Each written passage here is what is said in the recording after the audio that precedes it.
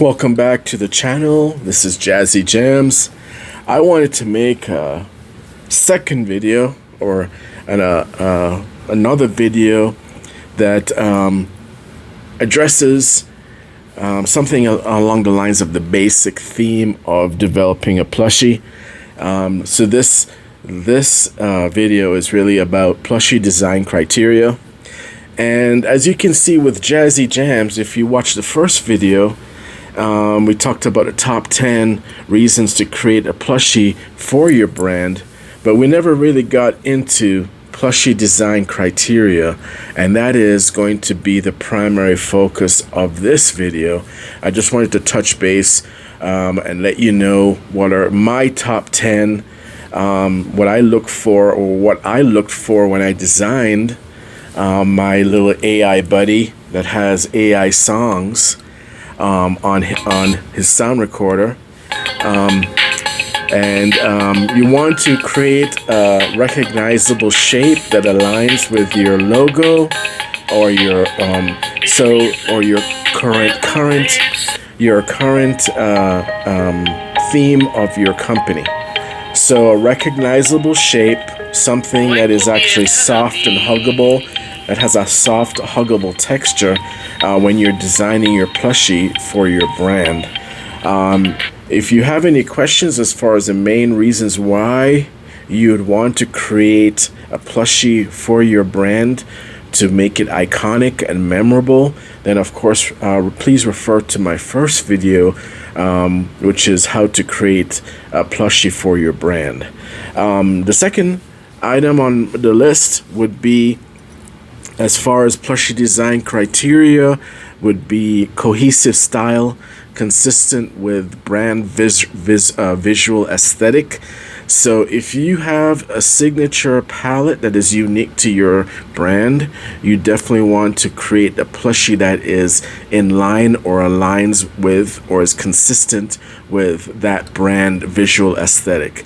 You don't want to use colors that here we have Jazzy Jams. He's primarily black, and then he has a patented sort of trousers. Face is white, so you recognize that he's a panda, polar bear sort of stuffy plushie baby. And also enough of him was left barren or bare so that you have the huggable and tangible and simple adorable effect. And that goes to number 3, simple and adorable, easy to recognize shapes and features for your plushie. You're trying to tap into residual memory or nostalgia or comfort. That first point on the previous video was emotional connection, comfort, nostalgia for a mascot or character. You want to have a tangible way for your customers to connect to your brand. So here we have number 3 in this video, which is simple and adorable, easy to recognize shapes and features, simple panda bear.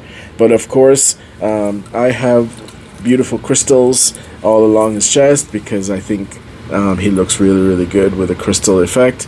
And of course Swarovski toenails that I dressed my plushie baby up in.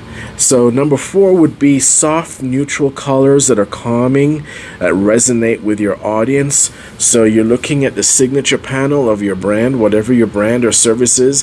You at some point must have designed your logo at this point.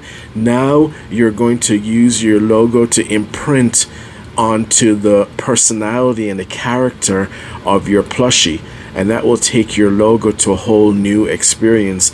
Eventually you may end up putting your logo at some point on your plushie, but if you design your plushie well enough, your logo and your plushie will coexist, but they will serve different purposes at different times. This is 3-dimensional. Here we have a 3-dimensional effect as far as being able to touch and feel, experience. You can listen to songs on a sound recorder if you decide to install a sound recorder onto your plushie. You're just looking with a logo. You're just looking at 2D. pretty much, as far as what's on paper or what's on print. Number 5 on the list would be friendly expression that's warm, inviting. Make sure that the facial features are warm and inviting, nothing that is harsh or implies any kind of cruelty, because you don't want that to be imprinted on the brand recognition or the branding effect of your brand. Your plushie is going to be an embodiment of your brand eventually, and if you choose a multi-generational plushie concept, which is number 6 on the previous video, then eventually what will happen is that your plushie will evolve with your brand. As your brand evolves into different phases, whether it be different releases of different types of product or service, and so too your plushie will grow and evolve. It may, you know, Jazzy Jams might have a baby. I don't know. But what I'm trying to say is that there'll be multi-generational that will accompany. You may have 1, 2, or 3 of your specific plushies that are going to represent your brand. So you want to make sure that you have soft, neutral colors that are calming and resonate with your audience. Friendly expression that's warm and inviting. Facial features. Number 6, of course, we covered already, which will be soft and huggable texture. You want to have an on-brand detail. Everything, you're imprinting your brand on your plushie, but you're doing it discreetly, so it's not painfully obvious to your customers and your brand, to your customers and your audience, that you just made a plushie that's basically your logo. That's not what you don't want any absolute thought from any aspect of your audience to think that you simply just took your logo and imprinted it on your plushie. Your plushie has to have its own character, but it's still aligned with the simple and adorable and cohesive style of your logo, which represents your company. Everyone gets a logo, but you're taking your logo to a higher level with a plushie. Your plushie is going to be able to, you can't film skits with your logo, but you can film skits with a personable and soft plushie baby that you can eventually release on social media, that will drive traffic to your website, drive traffic to your stores, and drive traffic to increase sales of your brand. So you have to, in a very subtle way and very discreet way, design the signature palette that's aligned with your brand, and align the signature palette with your plushie. I can't stress this enough, because that goes to theme alignment. Theme alignment is critical, because that's a central motive as far as identity of the theme of your plushie. Of course, we're going to keep it as huggable as possible, but for aesthetics, my Jazzy Baby has steampunk glasses. He has 2 playing cards, 2 jacks, which represent Jazzy Jams. I thought that was going to be kind of cute, and he loves it. 2 jacks in his hat, which with crystals that represent Jazzy Jams. So remember, when you're designing your plushie for your brand, that you want theme alignment with your logo and your central theme of your brand, whether it be fashion, whether it be a service that you're offering, or anything along those lines. Also, you want to create a memorable personality. What's not more memorable than cute Jazzy Jams? Something along the lines of a plushie feeling. It could be any kind of animal that is in line with your audience. So if you feel that your audience is more in line with a panda bear, then by all means design your plushie around a panda theme. If you feel that your audience is more in line with perhaps a grasshopper, then design a plushie that's a grasshopper that's in line with the signature palette of your brand and your logo, and start filming right away interactions at every level of your corporation, whether it be customer service, front desk. You want as much engagement There's no such thing as no engagement.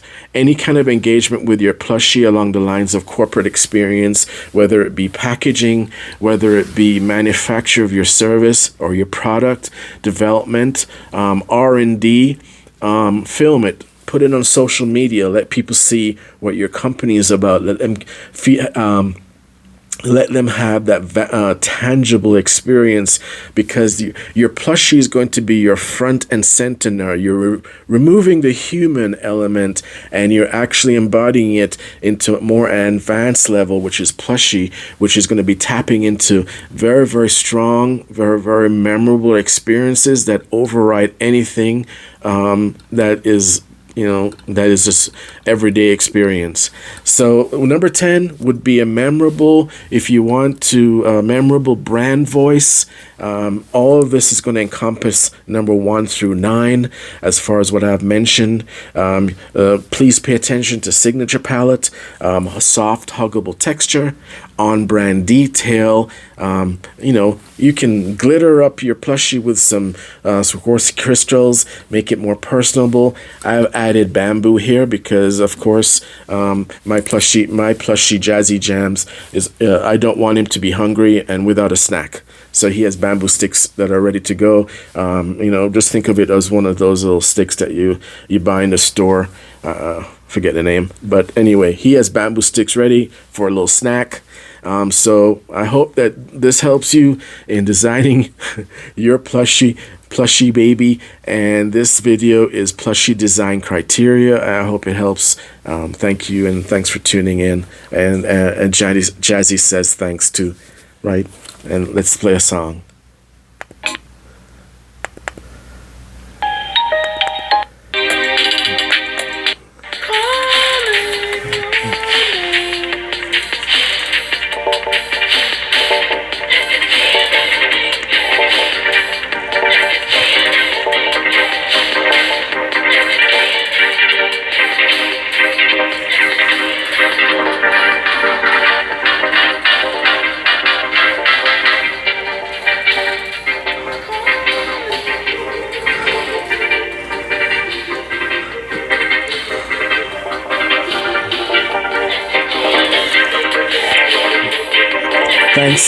Thanks for tuning in. Have a great day.